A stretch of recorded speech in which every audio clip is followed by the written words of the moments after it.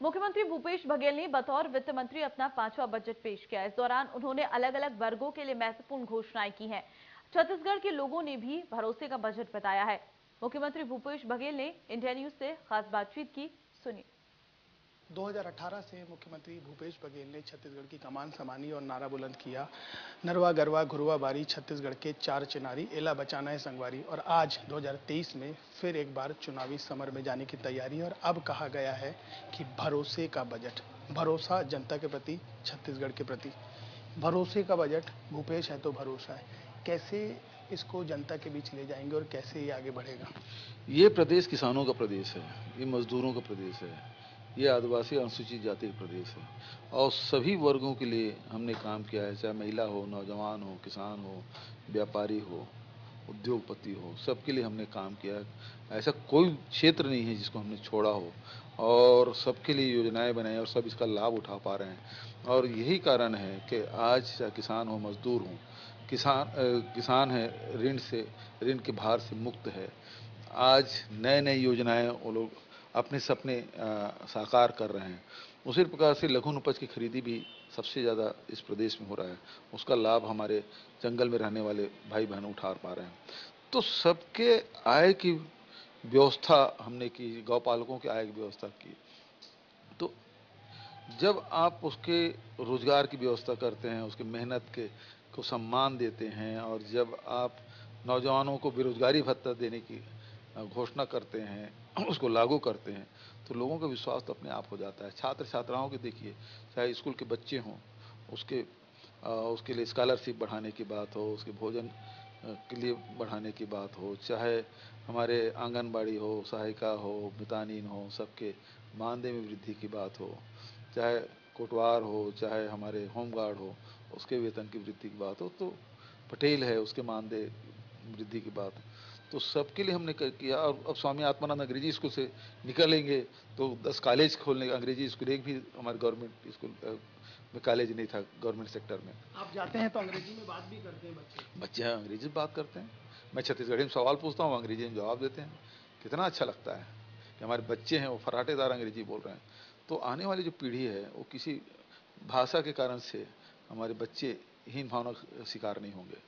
कहते हैं किसान एक अच्छा अर्थशास्त्री नहीं हो सकता। आज आपने उसको भी ध्वस्त कर दिया, क्योंकि आप भी स्वयं किसान हैं, किसान परिवार से आते हैं। आज का जो बजट है उसने उन धारणाओं को भी ध्वस्त करके रख दिया कि किसान एक अच्छा अर्थशास्त्री है। आपने इसको साबित कर दिया। जी हाँ, हमने वित्तीय अनुशासन बना के रखा, आय में वृद्धि की और 121 करोड़ का हमने बजट प्रस्तुत किया। तो 1,21,000 करोड़ क्षमा चाहूँगा। और इसमें सबसे बड़ी बात ये है कि अभी तक के 6 मार्च है आज, और अभी तक के हमने बाजार से ऋण नहीं लिया।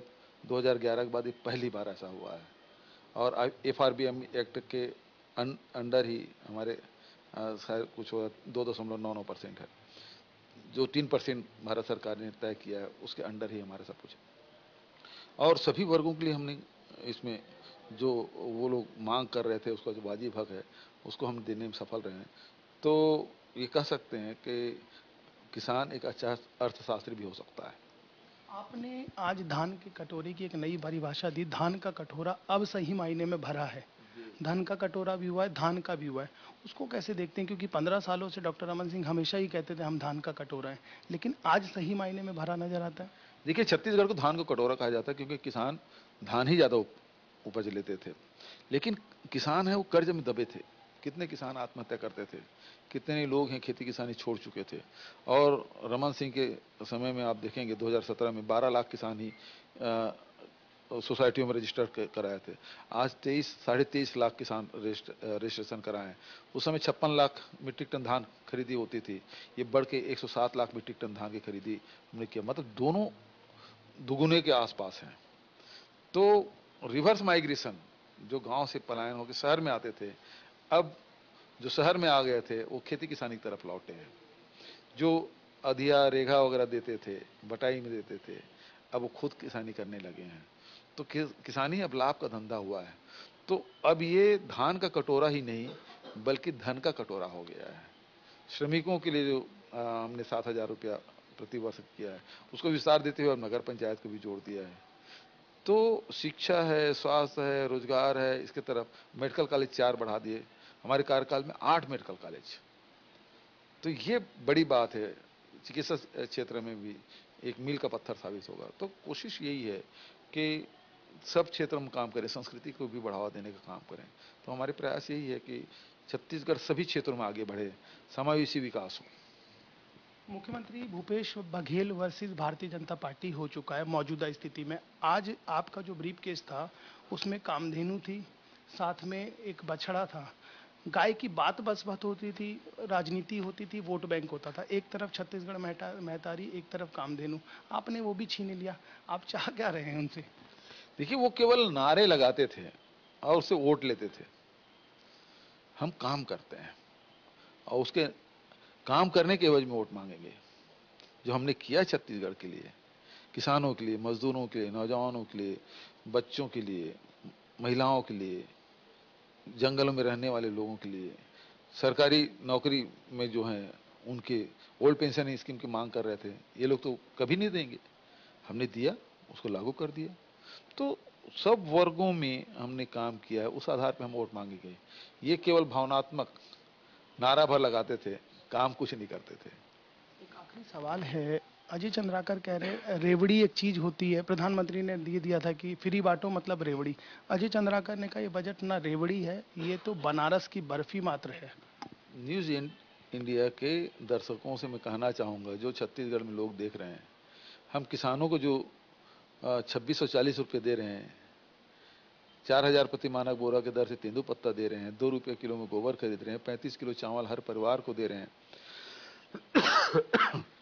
2500 रुपया प्रति महीने बेरोजगारी भत्ता दे रहे हैं, सब ये रेवड़ी की श्रेणी में है।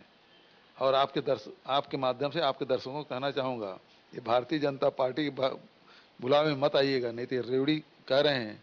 ये सब चीज़ें जो कांग्रेस की सरकार में मिल रही है वो मिलना बंद हो जाएगा। आपने कह दिया जनता इंतजार कर रही है आशीर्वाद देने के लिए। बिल्कुल 2023 के इंतजार कर रहे हैं। और जितना हम जीते हैं, पहले तो 68 सीट थे, अब 71 हो गए हैं।